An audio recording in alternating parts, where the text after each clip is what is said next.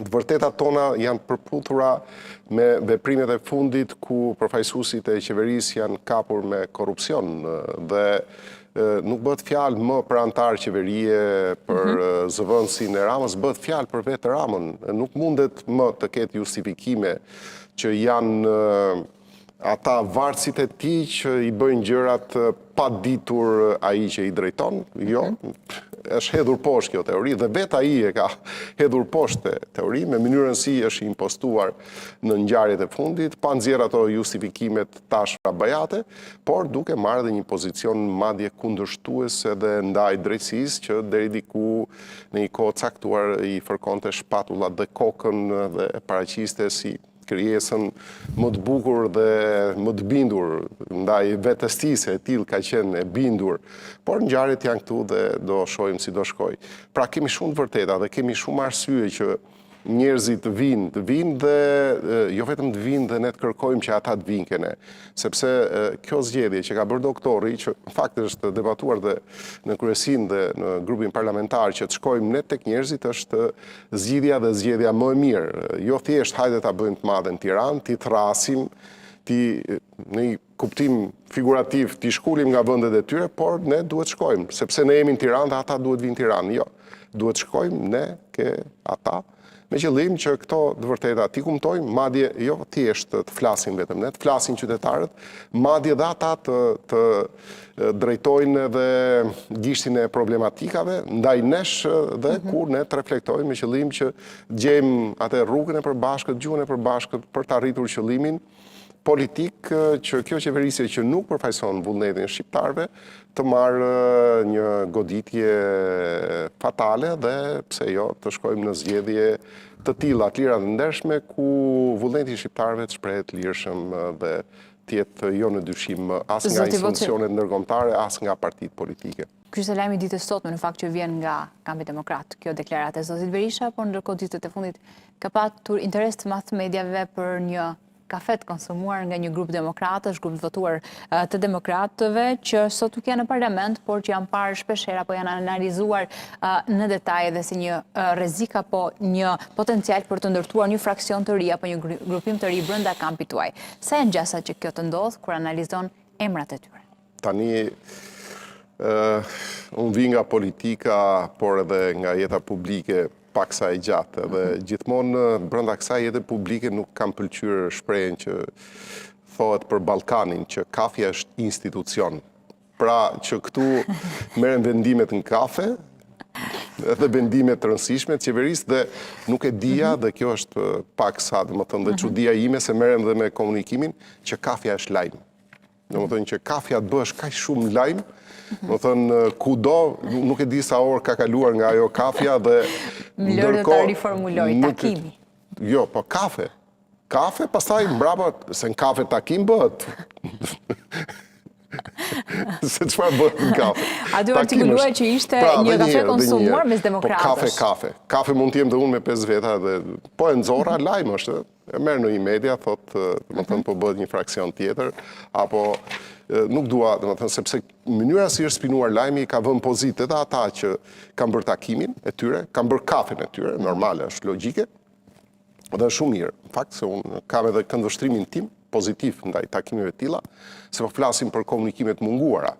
Për komunikimet munguara dhe me qytetarët, por edhe me pjesë strukturave dhe me ata deputet që vërtet kanë treguar forcën dhe potencën e tyre dhe vërtet duhen falenderuar për atë rezultat dhe janë falenderuar, ndërkohë që unë nuk shoh asgjë të keqe brenda një takimi KPN për pos interpretimeve që janë bërë. Pra sa ditë ka, sa orë ka, se një ngjarje këtu thonë 3 ditë zgjat më shumë. Tu ka pas ngjarje skandaloze që do të mbyllen rubinetat që mos përshfaqet. Se kemi as shumë kohë televizive për ti e jo se më zauruar. pëlqen shumë domethënë si temë. Por ka gjë, ta marrim domethënë pa e futur në atë regjistrin e ironisë. Domethënë çfarë është pozitive? Pozitive është që njerëzit takohen bashkë, trajtojnë probleme përtej interesave personale, për Partinë Demokratike, pra kanë ambicie dhe kjo është shumë e rëndësishme. Po kur i shef emrat që kanë qenë pjesë e saj që ne si media edhe mund ta eludojmë edhe mund të gabojmë që mund të jenë duke ndërtuar një fraksion të ri. Nuk e di, po tisha dhe unë i ftuar me telefonat. Do kisha shkuar. Po sigurisht, do takoja miqtë dhe shokët e mi. Po kur zoti Eli Mehmeti pak orë më parë në këtë studio më artikulojnë që jam. Mos më bëj pyetje kot, po jo se Jo,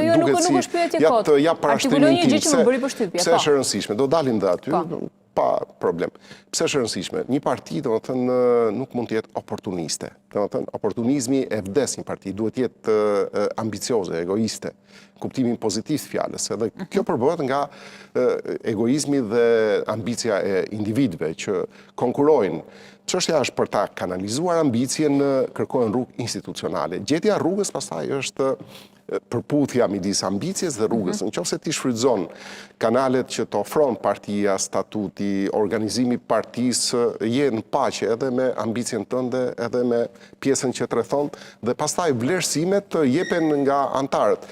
Ja ku është para, unë madje po shifja dhe emrat dhe kam vlerësimet maksimale për ta dhe vetë edhe personalisht, po përfitoj edhe nga rasti, unë do ju udhëzoja që secili prej tyre që ka treguar që ka vërtet peshë elektorale në zonat e tyre të kandidoj për drejtues politik të Partisë Demokratike. Se është hapur gara deri në janar mbyllet në shumë degë dhe përfshihen degët ku ishin dhe përfaqësues këta deputet, sepse kjo tregon edhe faktin e vazhdimësisë së ambicjes dhe duhet shfrytzuar sepse drejtues politik i lartë je baras me një deputet edhe në pikpamje të artikulimit publik dhe mediatik. Pra, çështja është që po duhen ambicie. Kjo është ana pozitive.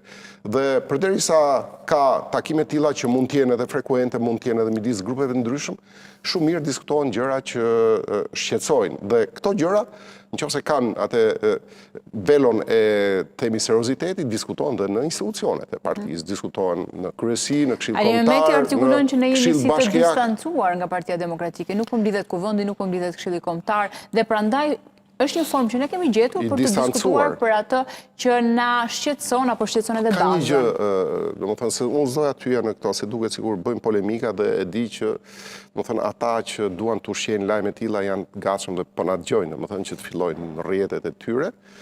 Të gjithë, nuk po përmend emra fare, kanë hapësirën në bazë të angazhimeve që kanë. Dikush që është në Këshill Bashkiak mund ta paraqesi forcën e argumentit aty, dikush që drejton një departament në PD mund të mbledhi departamentin e tij, të hedhi teza politike, të dalë në deklarata politike, të dalë përtej godinës partisë, të bëjë takime me grupet e interesit, në iniciativën e velos politike, veshjes dhe funksionit politik që ka. Nuk i ka penguar njëri, domethënë. Partia nuk është thirrje, që unë thras. Partia është vullnetarizëm, unë vi. Dhe unë vi dhe jap kontributin tim. Pra nëse ne nuk kuptojmë këtë lloj drejtimi në parim edhe në realitet. Të dyja, dhe ka thirrje po nga shoqëria civile, sepse antarët e partisë presupozohen që kanë ardhur, janë brenda godinës, ushtrojnë aktivitet politik. Fakti që dalin media, unë i përgëzoj dhe i falenderoj se mbrojnë tezat e BD-s, fakti dhe që takohen dhe që bëhen mediatik, dhe unë i përgëzoj në këtë rast. Por, domethënë, keq interpretimet i kanë bënë pozitë vështirë ata, ndoshta edhe shtyen që të thonë midis shumë fjalëve një gjë që bëhet lajm, edhe fakt nuk është qëndrimi i tyre i vërtet.